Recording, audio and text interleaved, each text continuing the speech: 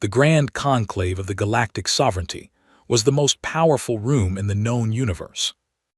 It floated above the neutral world of Velkara like a crown of metal and light, a station so large that entire warships could dock inside its outer ring. Without touching the walls, every species that mattered had a seat inside its main chamber. More than 200 civilizations sent their best minds and sharpest tongues to argue, vote, and shape the laws that governed every star system in the galaxy. Humanity had a seat too. It was in the lower chamber. The lower chamber was where the sovereignty put species that were not quite trusted, yet species that were admitted, but not really welcomed, species that were given a place at the table, but never allowed to touch the food. Humans had held that seat for decades, and every year the message from the upper chamber was the same. You are here because we allow it. The Velnorathi Dominion ran the upper chamber. They were tall creatures with silver skin, and 4 arms and eyes that could see into wavelengths of light that humans could not even measure. They had held the top seat in the sovereignty for 300 years, and they wore that history like armor. Their ships were the biggest, their fleets were the fastest, their word, in every official sovereignty meeting, carried the most weight. And they had grown very tired of humanity. Humans were messy, they were emotional, they argued too much, and apologized too little. They built cities on worlds that other species considered sacred. They asked questions that were considered rude by every diplomatic standard. They formed friendships with species that were supposed to be enemies of each other. They refused to respect the natural order of the galaxy, which, to the Velnorathi, was very simple. Strong species ruled, weak species obeyed. Humanity kept refusing to understand which category it belonged to. The decree of erasure had been discussed quietly in Velnorathi government halls for many years. It was not a new idea, it was an old idea that finally had enough votes behind it. The decree stated 3 things very clearly. First, humanity's provisional membership in the galactic sovereignty was to be permanently and irrevocably revoked. Second, all human colony worlds in 12 contested star systems were to be seized by sovereignty administrative forces and repurposed for redistribution among senior member species. Third, the planet Earth itself was to be placed under sovereignty oversight, meaning that an alien administrative council would take control of human government, human policy, and human affairs, until such time as the sovereignty decided humans were ready to govern themselves. The vote was held on a Tuesday morning by Earth's calendar. It passed with 173 votes in favor. 14 species abstained. 3 voted against. Humanity was not allowed to vote on the matter because provisional members did not have voting rights in the upper chamber. Ambassador Lyra Chen sat in the lower chamber gallery and watched the result appear on the massive display screen above the voting floor. She was 44 years old, with dark hair pulled back tight, and a face that had spent years learning not to show what it was thinking. She read the numbers once, she read them again. Then she stood up, straightened her jacket, and walked to the speaking podium. This was not strictly allowed. Provisional member representatives were not supposed to address the upper chamber without formal invitation. The hall monitors moved toward her immediately, but something in the way she walked made them slow down.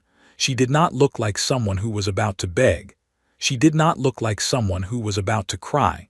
She did not look like someone who had just lost. She looked like someone who had just been given permission to do something she had been waiting a very long time to do. The chamber went quiet without anyone asking it to. 200 species, 10,000 representatives, 1,000 camera drones broadcasting live to every corner of the galaxy, all of them watching one human woman walk to a podium she was not supposed to stand at. She placed her datapad on the surface. She looked up at the chamber. She did not look at the Velnorathi representatives specifically. She looked at everyone. Then she spoke. "You have made a terrible and irreversible mistake today." That was all she said. She picked up her datapad, she turned around, she walked out of the chamber. No appeal, no negotiation, no tears, no raised voice, no dramatic speech. The door closed behind her with a soft sound, and the chamber sat in complete silence for almost 30 seconds, which, in political terms, was an eternity. Then the laughing started. It began in the Velnorathi section and spread outward like a wave through water. The Gret Holly delegates, who had 6 mouths each, used all of them. The Shivani cluster representatives buzzed their wings in the pattern that their species used for amusement. The feed hosts on 1,000 worlds started talking over each other, trying to describe what they had just witnessed. One woman, 9 words, and exit. The most watched political moment in galactic history, and it had lasted less than a minute. The commentary was immediate and almost entirely mocking. Human news feeds were flooded with alien broadcasts, calling it the most embarrassing display of diplomatic failure in sovereignty history. One popular Velnorathi commentator said on live broadcast that humanity had just proven what every senior species had always suspected. They were children playing at being adults. Back on Earth, the reaction was different. The feeds picked it up fast. People in cities across every continent watched the clip of Lyra Chen's 9 words and her walk to the door over and over again, and something strange happened. They did not look scared. In government buildings and military installations and research centers and quiet office rooms in places that did not appear on any public map, people watched that clip, and then they got to work. Because they had been waiting for that moment too. They had been waiting for it in a very different way than the galaxy understood. Admiral Desmond Acaffer watched the vote result come in from the Sol Defense Command Center, buried 3 kilometers below the Sahara Desert. He was a large man with gray at his temples and hands that had spent 30 years learning every piece of human military hardware ever built. He watched the number 173 appear on his screen. He opened a drawer in his desk. He took out a single physical key card, the old-fashioned kind. Because physical keys could not be hacked through a network, he held it for a moment. Then he picked up the communication terminal next to his desk, the one with no wireless signal and no satellite uplink, the one connected only by a hardwired fiber cable running directly to 7 other terminals in 7 other hidden locations across the solar system. He spoke 1 sentence into it.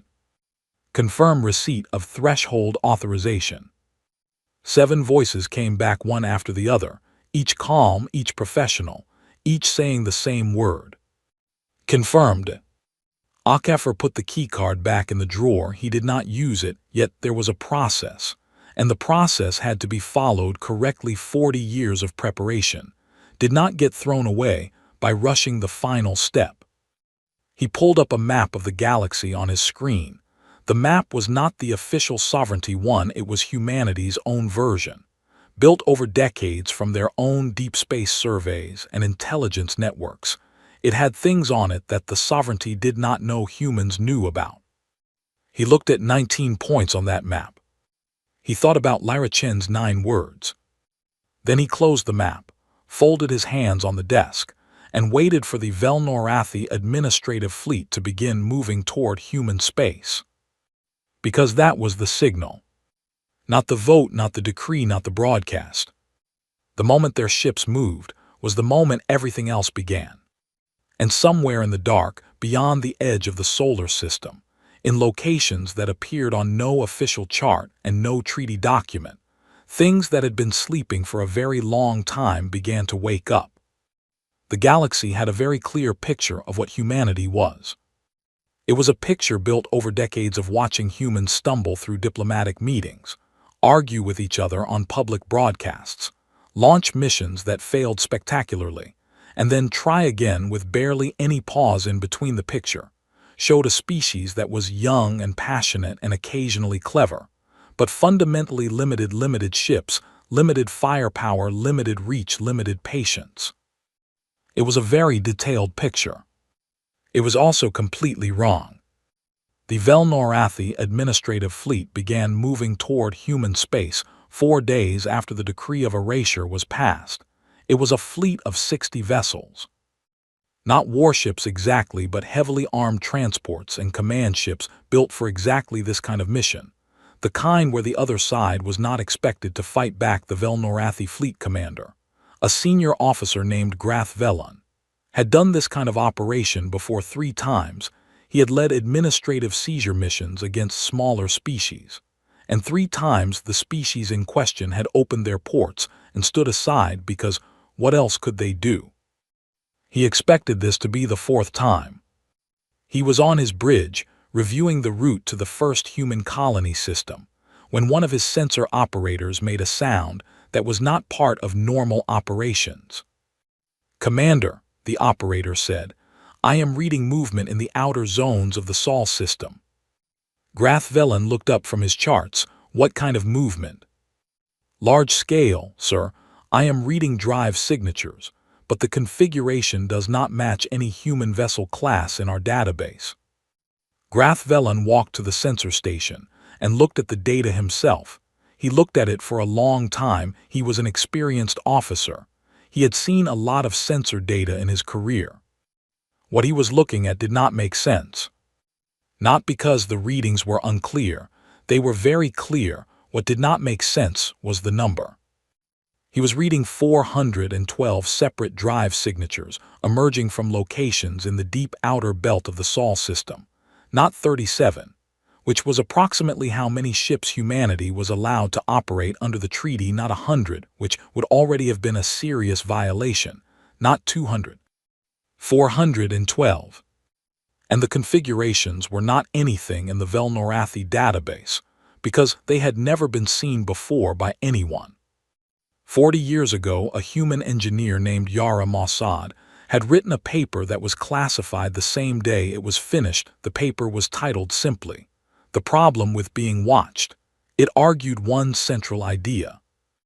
If the sovereignty was watching humanity's official shipyards and humanity's official fleet numbers and humanity's official military budget, then those were the things humanity should make sure the sovereignty kept watching. Everything else should happen somewhere else. The midnight shipyards were not on any official chart. They were not in any system, with a sovereignty monitoring station. They were built in the deep dark between star systems in the cold, empty spaces that nobody ever looked at because there was nothing there to look at. Except there was. The first yard was finished 29 years ago. It was small, just capable of building frigates and mid-sized support vessels. But it was the beginning, and the beginning was enough. The yards expanded slowly and carefully, one chamber at a time, one dock at a time, each new section powered down completely. If any sovereignty survey vessel came within 2 light years. Over the decades, the program grew.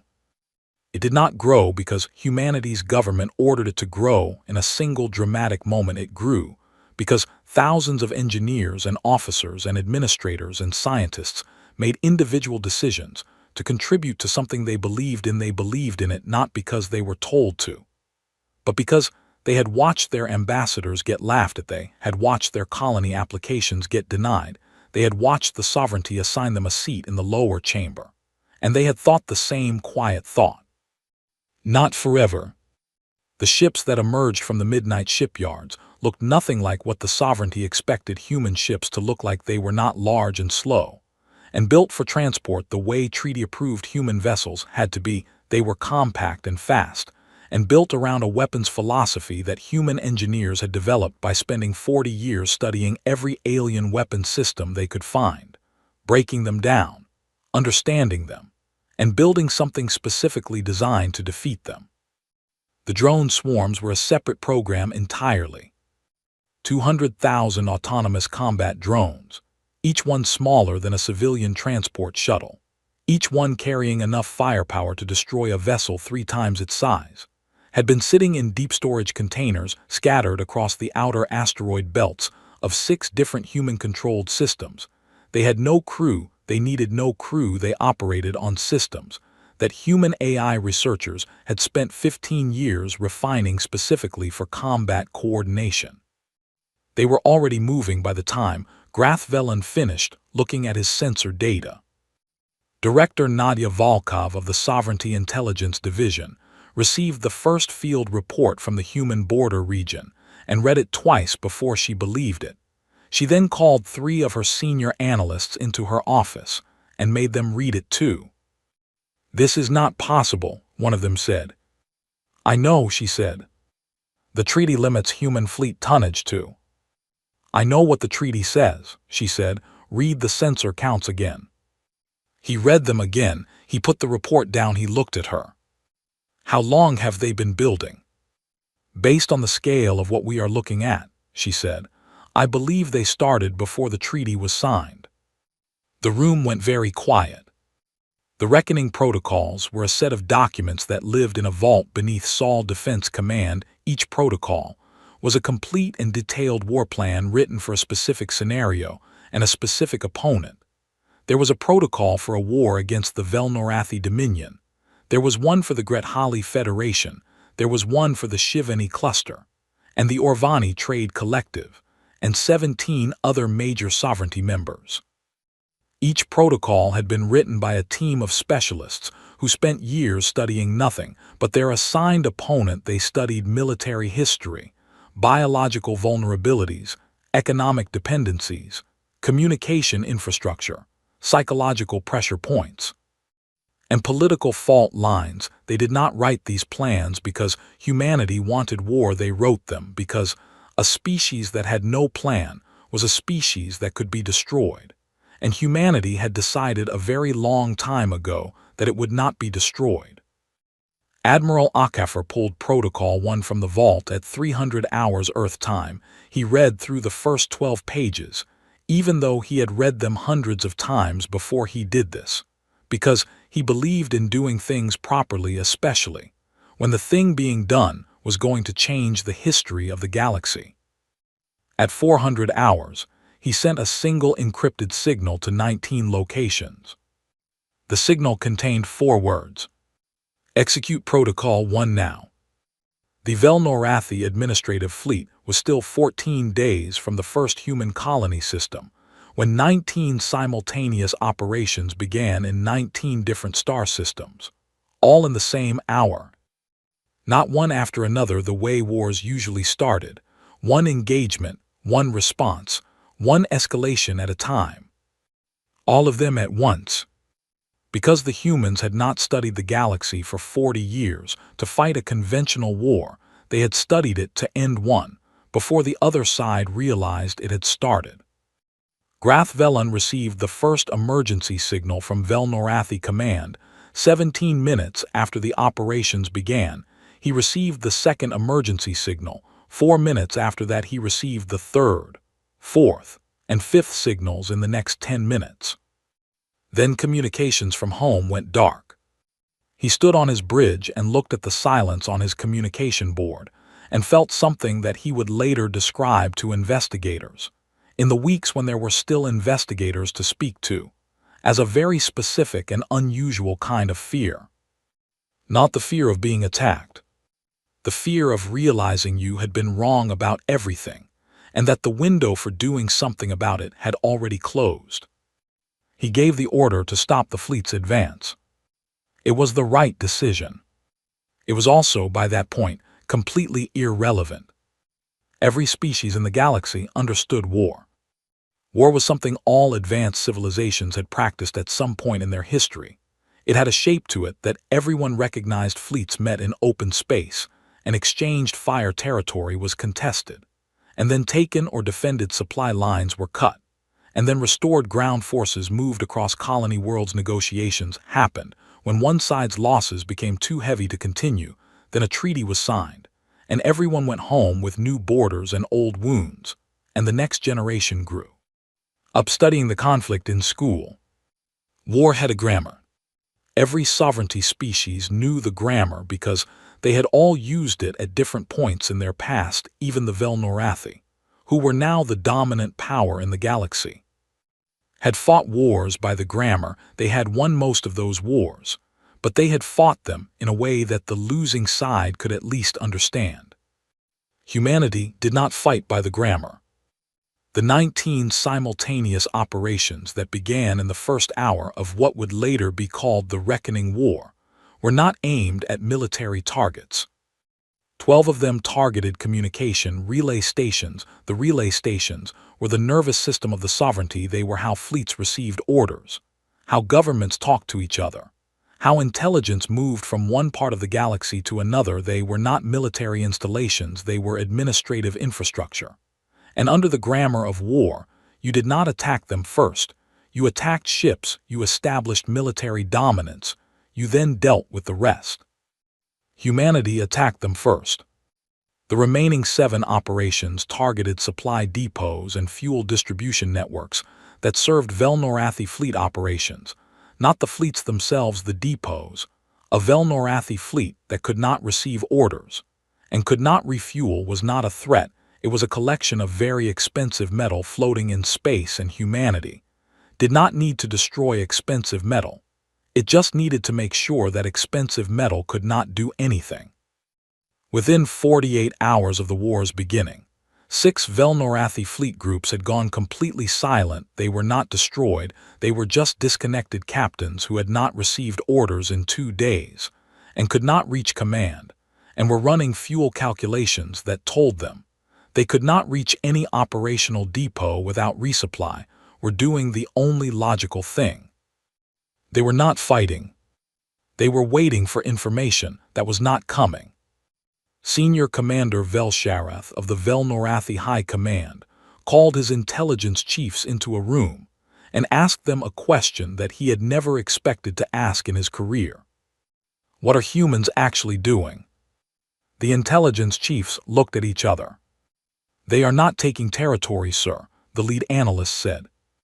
I can see that. What are they doing? They appear to be dismantling our ability to operate. Sir, without destroying our assets directly, they are targeting the systems our assets depend on. Velsharath looked at the map. That is not how war works. No, sir, the analyst said. It is not how we do war. The distinction sat in the room for a moment like something heavy. The sovereignty held an emergency session 12 days into the conflict. It was not a calm session. Representatives from 40 species spoke over each other.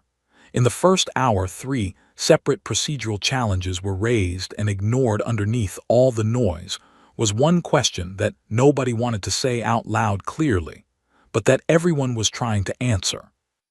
How bad is this going to get? The Human Psychological Warfare Division had been sending quiet private transmissions to the governments of every sovereignty member species that had voted for the decree of erasure, but had no direct military alliance with the Velnorathi Dominion.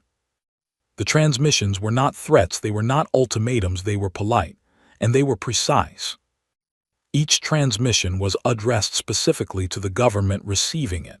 It used that government's own language. It acknowledged the specific reason that government had voted the way it had, whether that reason was political pressure from the Velnorathi or economic incentive or simple indifference toward humanity. It did not lecture, it did not condemn. It said one thing. This conflict is between humanity and the Velnorathi Dominion. It does not need to involve you. You have 72 hours to file a formal abstention with the Sovereignty Record Office. If you do not file an abstention, your ongoing participation in the decree of erasure will be treated as active support for the Velnorathi position. We will remember who stood where. 41 governments filed abstentions within the 72-hour window. 11 more filed within the following week.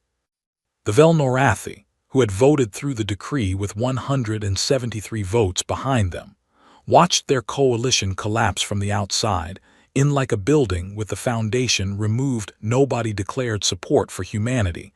Nobody announced they were switching sides. They simply and quietly and very firmly stopped being involved. The sovereignty emergency session that had been called to organize a collective military response to humanity's actions ended without a response being organized, because the votes required to authorize a collective military response were no longer there. Velsharath received the news in his command center. He read the abstention count. He looked at his aide. "They planned this," he said. "Yes, sir," the aide said. "Before the decree passed." "Almost certainly, sir, the transmissions were too prepared, too specific. They had information about each government's internal politics that takes years to gather. They were not written in response to the decree. They were written in preparation for it." Velsherath sat with that for a moment. "How long have they been planning this?" The aide did not have an answer because the honest answer was too large to say comfortably. 40 years was the answer. 40 years of quiet intelligence work, of human agents embedded in alien diplomatic circles, of patience that no sovereignty species had ever credited humans with because humans were loud and emotional and impatient. And that was the image of humanity that the galaxy had built its assumptions on. Nobody had thought to ask whether the image was the point. The military engagements that did happen in the early weeks of the war were brief and deeply unsettling for Velnorathi commanders. The human ships that they had never seen before moved faster than any vessel. Their database had on file. They did not engage in the extended broadside exchanges that made up the bulk of conventional space combat.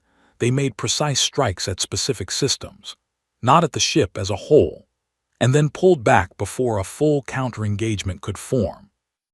One commander described fighting them as trying to grab water.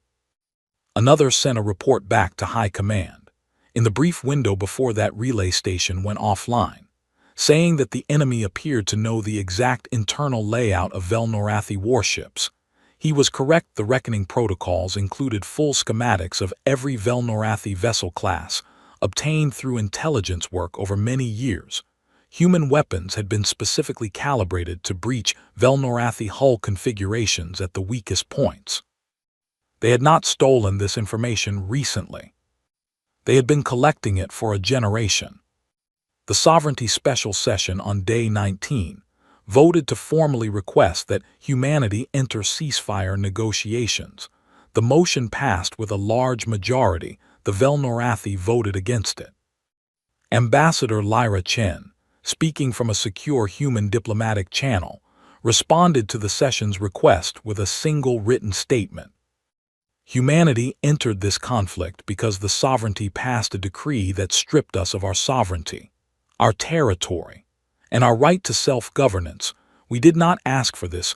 We will discuss terms when the Velnorathi Dominion acknowledges that the decree of erasure was unlawful and agrees to full restitution.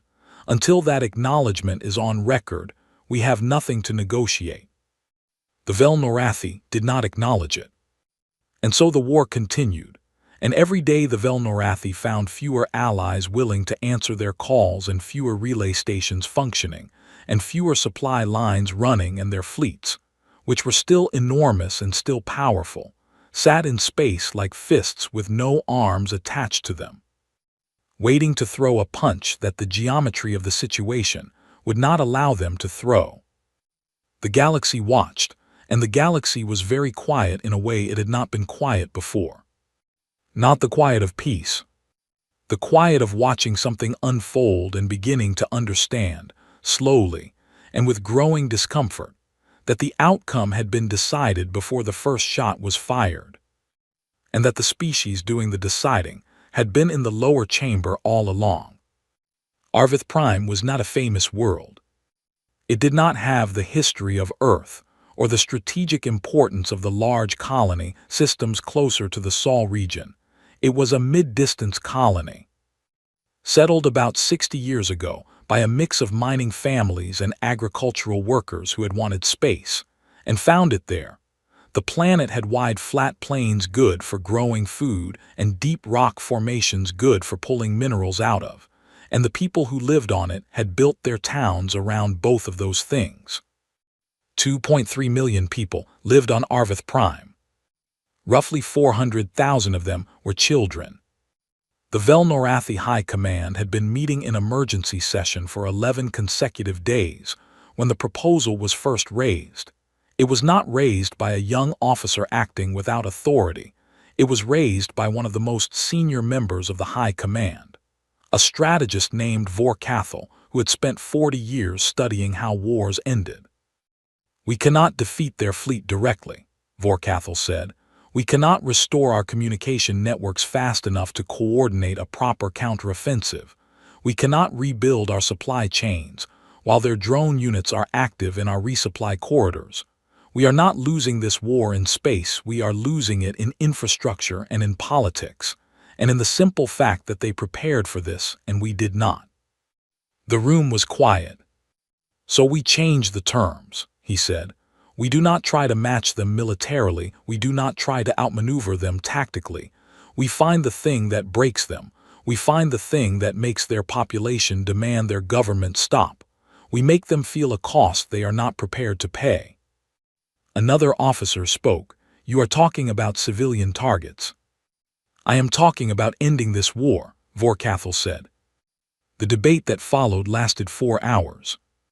At the end of those 4 hours, the vote was taken. It passed. The strike on Arvith Prime was carried out by a small, fast Velnorathi task force that had been operating in an isolated part of the frontier, disconnected from the broader command problems that had been plaguing the Velnorathi fleet.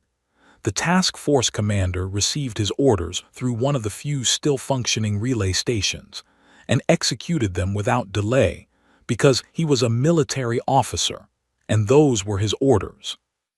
The bombardment lasted 9 minutes. What it did in those 9 minutes could not be undone in 9 years. The emergency signal reached Saul Defense Command at 2:17 hours Earth time. It hit Admiral Akafer's terminal before it hit anyone else's. Because his terminal was set to receive Arvith signals first, he had put that setting in place 6 weeks ago, when the war began, because he had read Vorkathel's published tactical papers from before the war, and he had known what kind of thinking the man was capable of. Akafer read the signal. He read the casualty estimate. He sat in his chair for a long time in a very still way. Then he stood up, he walked to the communication terminal, he opened a channel to 6 specific people in 6 specific locations, each of them a senior commander with authority over a different section of the human war effort. He did not raise his voice. He had never once in his career raised his voice in a command setting. He did not start now. "Arvith," he said, "confirm receipt." 6 voices came back. "Confirmed."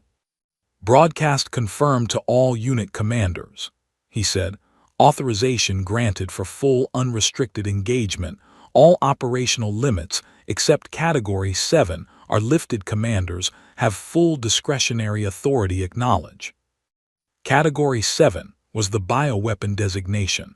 The vault stayed sealed. They would always stay sealed as long as Akafer had authority over them, because there were lines that humanity had decided, in long and serious conversations years before this war, that it would not cross regardless of what the other side did. Everything else was now open. The change was immediate, and it was total. Human fleet units that had been operating under strict rules of engagement, designed to minimize collateral damage and avoid the appearance of aggression, now operated under no such restrictions. The drone swarms that had been deployed in careful targeted patterns shifted to area denial configurations. The Velnorathi systems that human forces had been carefully avoiding, because they were civilian infrastructure, were no longer being avoided. The Velnorathi had hit a civilian world. Humanity was going to make sure they understood exactly what that decision had cost them. The 6 weeks that followed the strike on Arvith Prime became known by a short name across the galaxy. The 6 weeks. Nobody who lived through them forgot them. Nobody who studied them afterward fully understood how they were possible, because the scale and the speed and the precision of what human forces did in that period did not match any model of what a species at humanity's supposed level of development should have been capable of. 7 Velnorathi fleet groups were effectively neutralized, not by being destroyed, but by being cut off so completely from any support, any fuel, any communication, and any hope of relief that their commanders made the decision to power down non-essential systems and wait. 43 Velnorathi military installations across 11 star systems were struck with a precision that their own engineers, reviewing the damage afterward, described as impossible unless the attacking forces had detailed knowledge of the internal layout of each facility. They did have that knowledge. They had been collecting it for a long time. The orbital defense network above the Velnorathi homeworld had been considered by every military analyst in the galaxy to be impenetrable. It was the most advanced defensive installation in the known universe. 300 years of engineering and investment and continuous upgrading had gone into it. It went offline on a Wednesday, not because human forces overwhelmed it from the outside, because a set of infiltration programs that had been sitting dormant inside the network's own operating systems for 11 years received an activation signal and quietly and efficiently dismantled the network's coordination layer from the inside. No explosion, no dramatic assault, no massive fleet engagement. The lights simply went out. The Velnorathi engineers who found the infiltration code spent 3 days trying to determine when it had been installed. They eventually traced the entry point to a routine software maintenance update that had been applied to the network. 11 years ago, the update had come through a contractor system. The contractor system had been legitimate. The insertion had been buried so deep inside a standard patch package that it had passed every security scan without triggering a single alert for over a decade. The human intelligence officer who had designed that insertion had retired 2 years ago. She had been at a family gathering on Earth when the activation signal went out. She watched the news report about the Velnorathi defense network going offline, and she allowed herself a very small smile, and then she poured herself a drink and said nothing to anyone. Vorkathal was removed from the high command. It did not matter by then. The strike on Arvath Prime had not broken human morale the way he had predicted. It had done the opposite of that. It had taken a human population that was already behind its military and turned every single person on every single world into someone with a very specific and very focused feeling about how this war needed to end. Not a feeling of fear, a feeling of absolute commitment. The Velnorathi homeworld had its orbital defenses down, its fleet resupply networks were destroyed or captured, its communication infrastructure was barely functioning, its coalition was gone. Fewer than 20 species still maintained their vote in support of the decree of erasure, and most of those 20 were doing so quietly and hopping nobody noticed. High Command received a communication from Admiral Akafer. It was short. The Velnorathi Dominion will present a delegation at the following coordinates within 14 standard days to discuss terms of cessation. If no delegation is presented, humanity will treat the absence as a decision to continue and will proceed accordingly. The coordinates given were inside human-controlled space. Velshareth looked at the communication for a long time. He looked at his map. He looked at the defense network status. He looked at the fleet reports. He looked at the supply chain reports. Then he looked at his aide and said one sentence. Draft a response accepting the meeting. The aide began drafting. Outside the High Command building on the Velnorathi homeworld, for the first time in 300 years, the night sky above their capital city was dark. Because the orbital platforms that had always lit it like a second ring of stars were gone, and the species that had taken them down was waiting 14 days away, patient and prepared, as they had always been. As it turned out, they had always been. The Velnorathi delegation arrived at the meeting coordinates on the 13th day.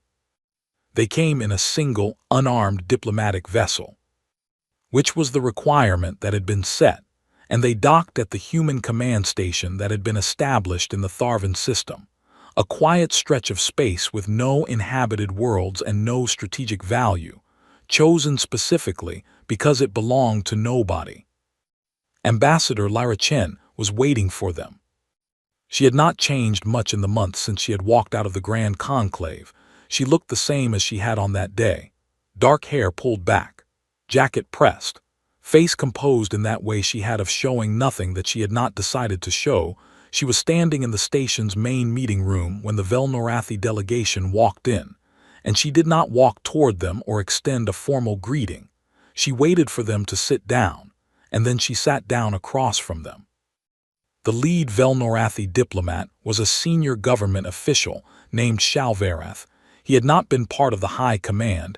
He was not a military figure, he was a diplomat of 30 years. And he had, for the record, abstained from the internal Velnorathi vote on the decree of erasure because he had believed at the time that it was unnecessarily provocative. He sat across from Lyra Chen and looked at her for a moment. "You planned all of this," he said. "It was not an accusation, it was just an observation stated plainly. Before the decree was passed, you had already prepared." "We had options prepared," she said. "We hoped we would never use them." "Did you?" he said. She met his eyes. "Yes, we did." He believed her, and that belief made the conversation easier, because it meant they were both going to speak plainly, which was the only kind of conversation that was going to produce anything useful. The terms that Lyra Chen placed on the table were not what the galaxy had expected.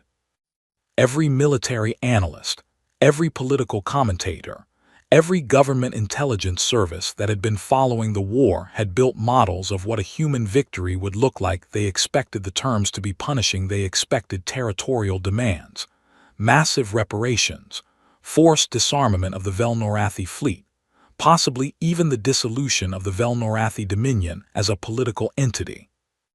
The terms were none of those things. The first term was full and formal acknowledgement by the Velnorathi Dominion that the decree of erasure had been an unlawful act under the sovereignty's own founding charter, which guaranteed the sovereignty of all member species regardless of membership tier. The second term was the return of all 12 contested colony systems to human control with full recognized sovereign status, meaning they were no longer contested. The third term was the permanent reclassification of humanity within the sovereignty to full member status, with equal voting rights in the upper chamber.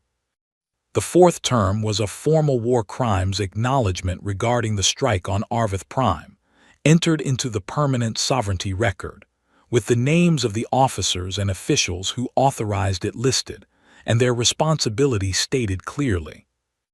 The fifth term was a fund for Arvith Prime's reconstruction, contributed to by the Velnorathi Dominion over a period of 20 years.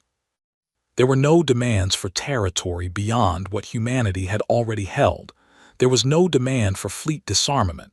There was no demand for the removal of Velnorathi leadership or the restructuring of their government. Shalvarath looked at the terms for a long time. "This is less than we feared," he said finally. "We are not interested in destroying you," Lyra Chen said.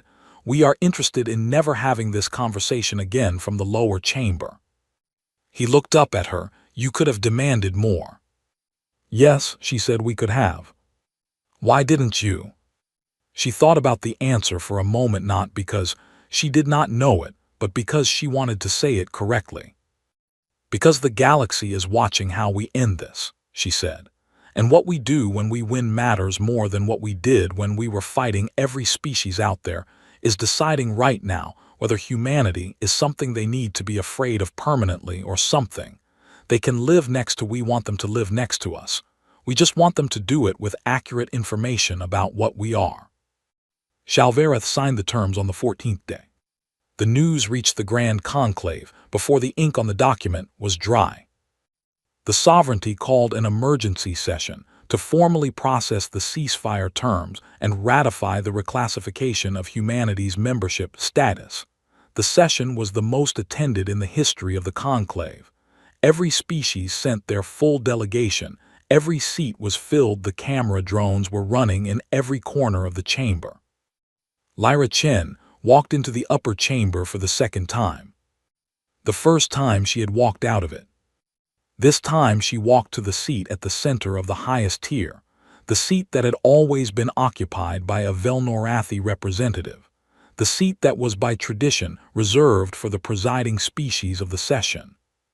She sat down in it. Nobody objected. Not because they were afraid, though some of them were, but because nobody in that room could construct a reasonable argument for why she should be sitting anywhere else. The session voted to ratify the ceasefire terms unanimously, including the Velnorathi delegation, which had no good reason to vote against terms they had already signed. The session then voted on the formal reclassification of humanity's sovereignty membership. The reclassification did not simply upgrade humanity from provisional to full member. The humans had proposed a new category, one that had no precedent in sovereignty history. They called it founding architect status. The formal definition of the category, as written into the sovereignty charter that day, was as follows. A founding architect member is a species that has demonstrated, through action and not declaration, the capacity to reshape the foundations of galactic civilization for the benefit of all member species. A founding architect member holds permanent upper chamber standing, carries veto authority over any decree affecting the rights of provisional members, and is recognized as a guarantor of the sovereignty's founding principles. The vote passed. Lyra Chen stood at the podium to address the full conclave after the vote. It was the same podium she had stood at months ago, when she had said 9 words, and walked out the chamber was completely silent the way it had been silent then, but for a different reason. Then it had been shocked silence. Now it was listening silence. She spoke for 8 minutes. She did not use notes. She said that humanity understood what the galaxy was feeling in that moment, and that humanity was not interested in making anyone feel small. She said that the Reckoning War had not been something humans had wanted, but that it had been something humans had prepared for because a species that could not protect itself, could not protect anything it valued.